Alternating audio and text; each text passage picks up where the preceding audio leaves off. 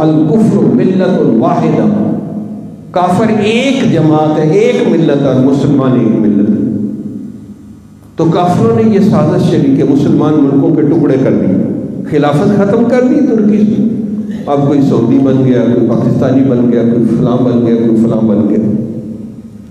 یہ سازش، اس لیے علامہ اقبال نے کہا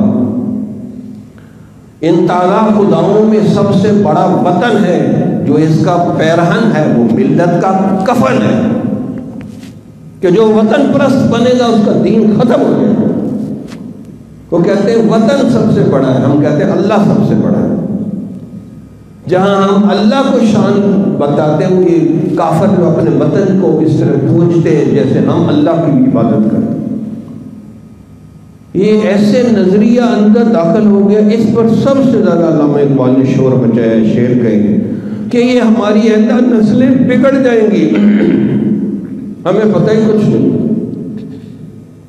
کوئی کہتا ہے میں سیکولر ہوں، کوئی کیا کہتا ہے، کوئی کیا کہتا ہے، بندہ حیران ہو جاتا ہے یار ان کو کیا ہو گیا۔ فَأَيْنَ تَذْهَبُونَ إِنْ هُوَ إِلَّا ذِكْرٌ لِّلْعَالَمِينَ، کہاں جا رہے ہو، کدھر جا رہے ہو، ادھر ہو۔